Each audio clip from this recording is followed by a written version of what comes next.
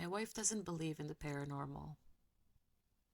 Not ghosts, demons, or skinwalkers. Which is why what happened last night has me more shaken than anything else.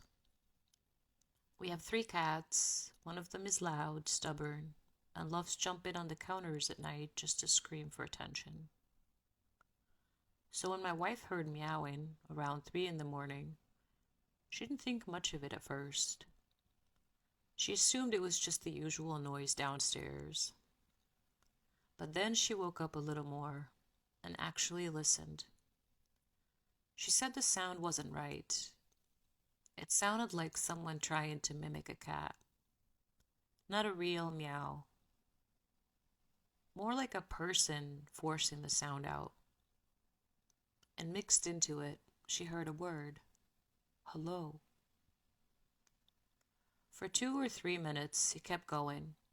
The fake meowing and the same word, over and over. Then suddenly, there was a loud bang at our door. Right after that, our security system sent a motion alert from the front entrance. When she told me this in the morning, I checked my phone. There it was. Motion detected at 2:52 a.m. I asked why she didn't wake me.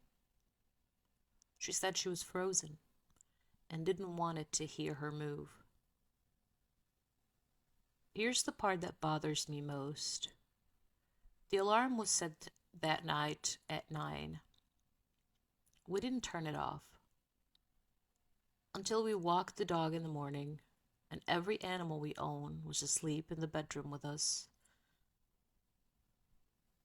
So whatever made that noise wasn't one of them. I checked the whole house after I woke up. Didn't find anything. But something about it didn't sit right. My wife doesn't scare easily. She definitely doesn't scare herself over things she doesn't believe in. We bought this house brand new. No previous owners, no history. But ever since we moved in, something has felt off.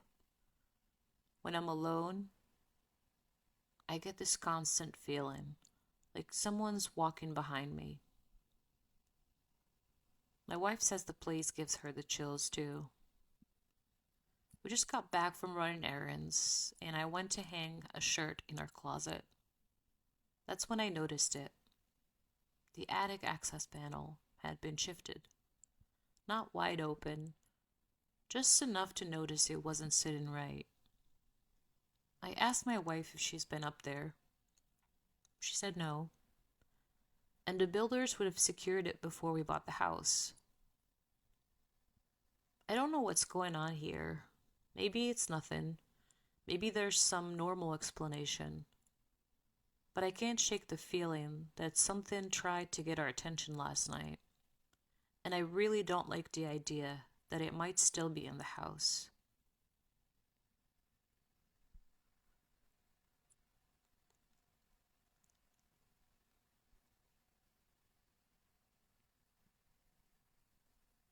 Before anything else, you should know that I spent 15 years in a desert penitentiary.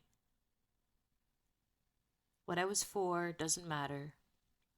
What matters is what I saw in there. Because prisons collect stories. Some are rumors, some are warnings, and some you learn not to question. The story everyone heard first was about something that happened the year before I arrived. Every morning we'd stand at the front of our cells while the guards counted us. Routine. Automatic. Nothing special. Until one morning, one inmate looked wrong. A guard noticed it first, called another guard over. They opened the cell, and what they found inside wasn't the inmate who was assigned there. It was another man entirely, a man wearing the inmate's skin. loose, draped over him, like a badly fitted costume. He wasn't on the roster. No intake record. No paperwork. No explanation how he got inside. And the real inmate? They never found his body. The guards shipped the stranger out within a month. But the name stuck. They called him the Skinwalker. That story alone would have been enough. But it didn't end there. Because one of the older inmates, a Navajo lifer everyone called Ray, started telling us what skinwalkers were supposed to be. He said they don't just mimic people. They study them, replace them, live among them. Ray believed there was one in the yard, not visiting or passing through, but serving time with us. He used to call it the Grandmaster.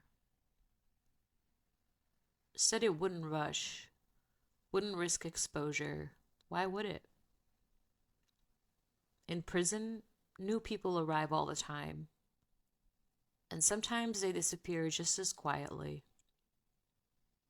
Most guys laughed it off. Some didn't, because there was something strange about our yard. Every so often, someone would change. They wouldn't explode in anger, wouldn't break down crying. They'd just stop talking. They'd hunch over, shuffle when they walked, let their hair hang over their face. Like something inside them had gone quiet. And within a few weeks, they'd be transferred out. No warning or goodbye. Just gone. No one liked talking about it, because the moment you did, you started wondering if you were next. Then there were the nights. You'd hear sounds echo through the block. Short bursts, loud, wrong. Somewhere between a pig screaming and nails scraping the chalkboard. There were shadows too. I saw them myself. Shapes sliding across my cell wall, and no one was in the corridor. One night, near the end of my sentence, I woke up and saw a perfect human silhouette standing against the back wall of my cell. But my cellmate was asleep, and there was no one outside. The worst thing, though, was the footsteps. Everyone hated the footsteps. Sometimes in the middle of the night, you'd hear them. Wet feet slapping tile. Fast. Too fast. Whatever made them would sprint from one end of the block to the other in seconds. If you tried to look, it was already past you. No one ever saw what made the sound. I got released about a month ago. But the last week I was inside, I thought it might finally be my turn. My cellmate, a guy I trusted, started to change. Stopped talking, stopped joking, stopped sleeping. I barely slept either. Never turned my back on him. One night I woke up and saw him halfway through the bars of our cell. His body bent in ways I didn't think were possible. And the worst part, he wasn't trying to get out. He was trying to come in. The morning I was released, I didn't say goodbye to him. Just walked out. 15 years of fights, gangs, and fear. And I made it out alive. As I passed the rec yard fence, I saw him standing off by himself. Head low, watching the others, I told myself maybe it wasn't even him anymore. Then I looked across the yard, one last time, and I saw Ray, the old lifer who warned us, standing alone, slouched forward, eyes tracking the inmates, twitching.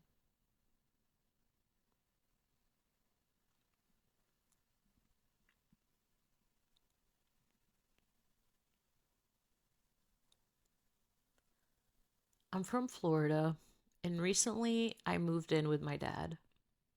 He had a stroke, so I came to help take care of him. The house we're in now is the house I grew up in. It sits deep in the woods, and ever since I got here, things haven't felt right. At first, it was small, just whispers, soft enough that I couldn't make out words. Then came the whistling, not outside, inside the house. Sometimes it sounded like it came from another room. Sometimes it sounded like it was right next to me. And then things got worse. I started feeling like something was trying to move my mouth. Like words wanted to come out, but they weren't mine. It wasn't constant.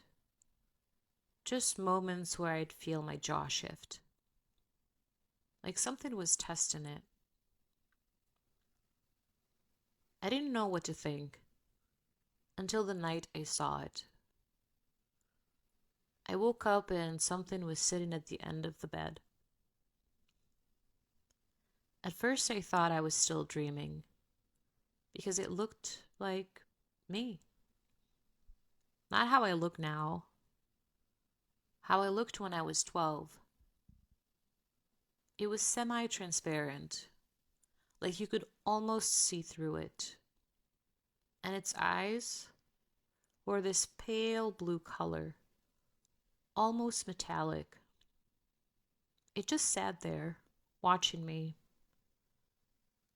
Then, after about a minute, it was gone. I didn't sleep the rest of the night.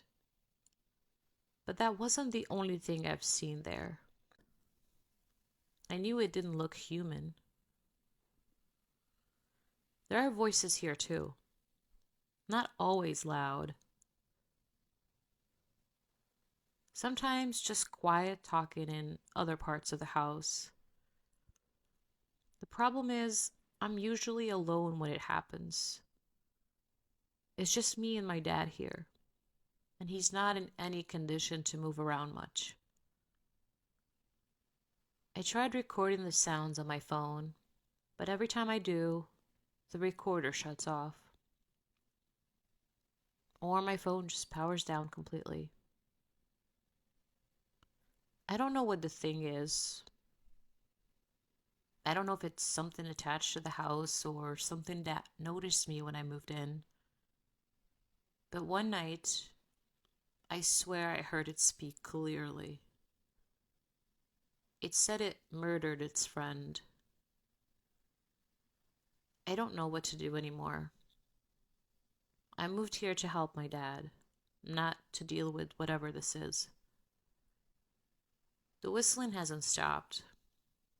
The house doesn't feel empty, even when it should be. And sometimes I still feel like something is standing near my bed, just waiting for me to wake up.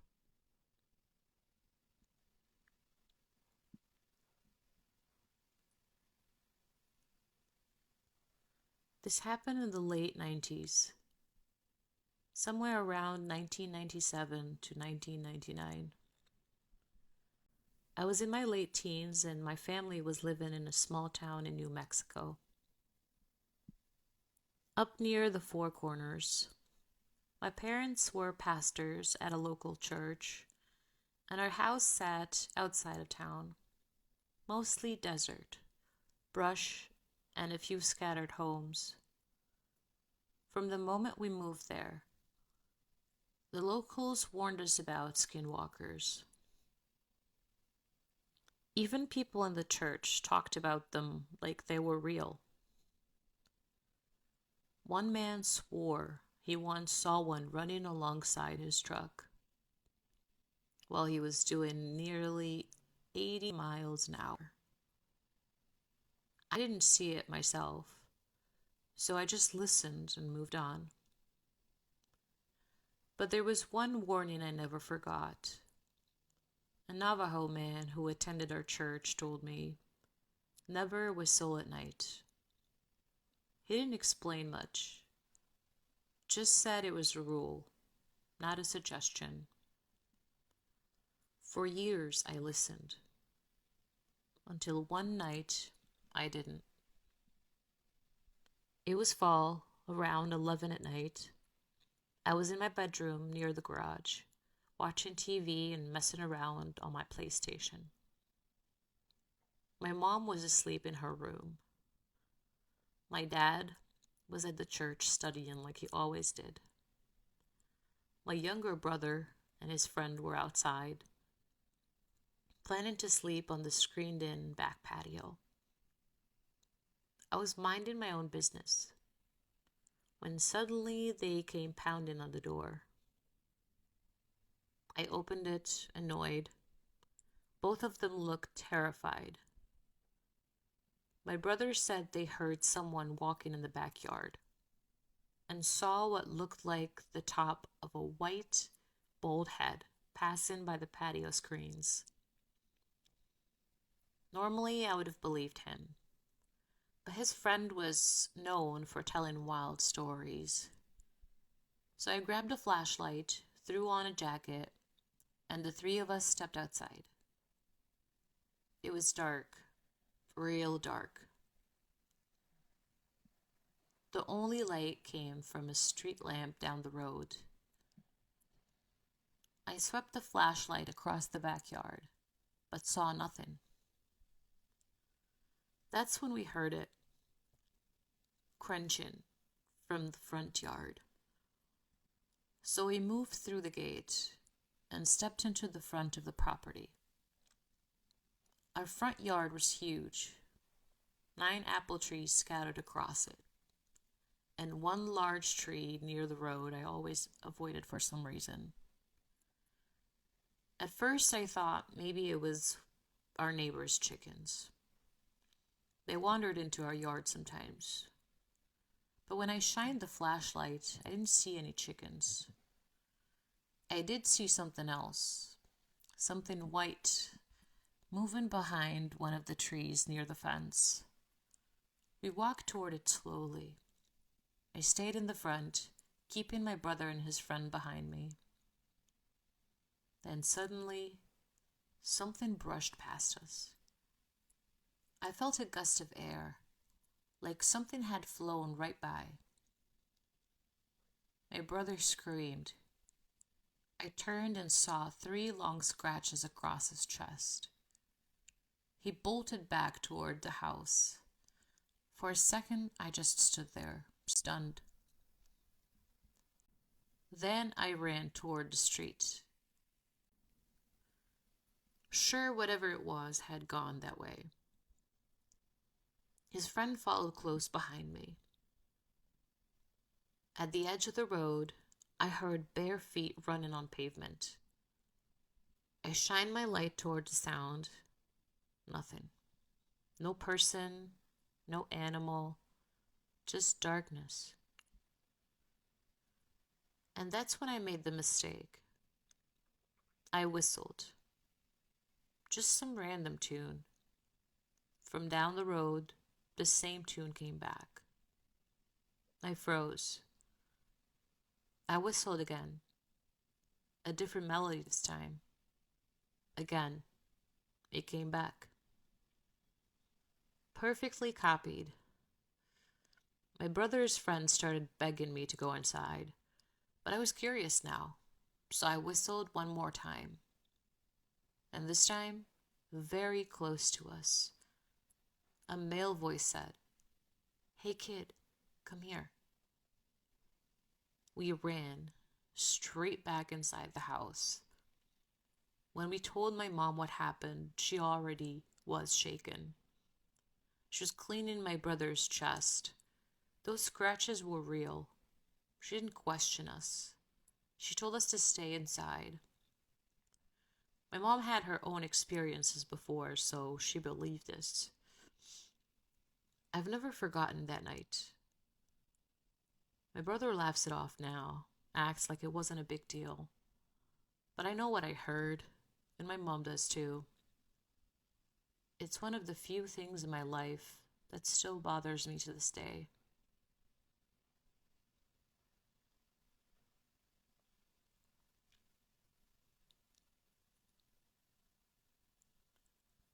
I grew up in Utah, the kind of place where your backyard doesn't end in a fence. It just fades into miles of empty fields and mountains. When I was 17, my best friend lived next door. Our houses backed up to the same field. Nothing but dry grass, brush, and open land stretching farther than you could see at night. I spent a lot of time at his place back then. Things weren't great at home, so I'd crash in his basement room most nights.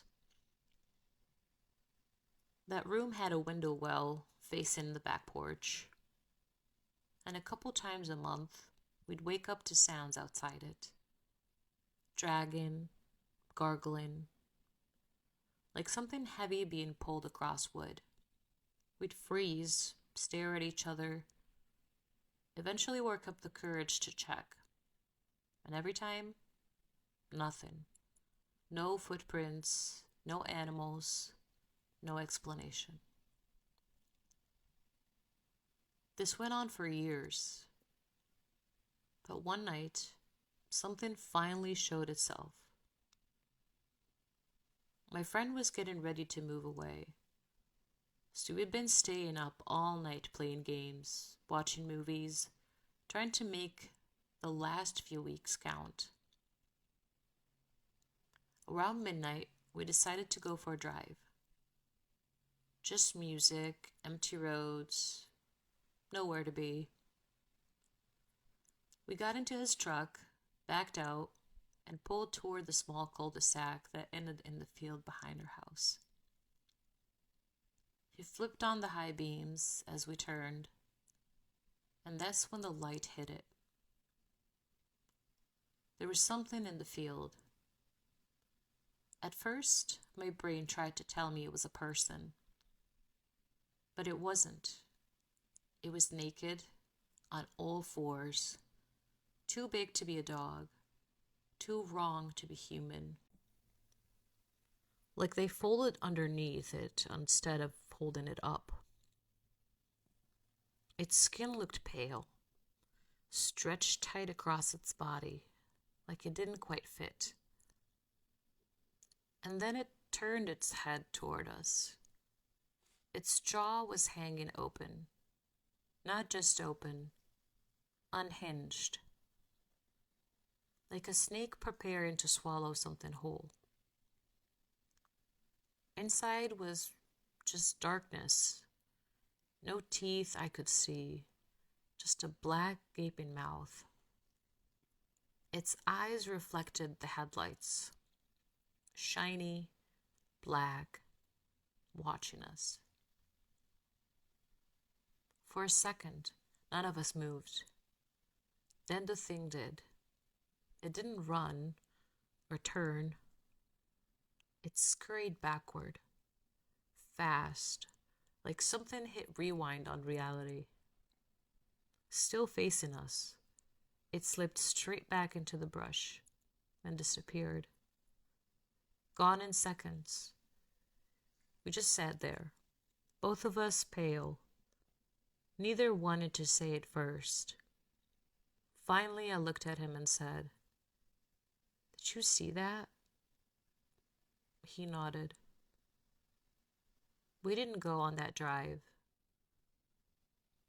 We went straight back inside, grabbed his dad's guns, Sat in that basement room all night, waiting to hear the dragging again. But we never did. Not that night, not ever again. I don't live in that town anymore, but sometimes I visit. The field is still there, still empty, still quiet. But every time I see it, I get the same feeling, like something out there is watching, waiting, and it never really left.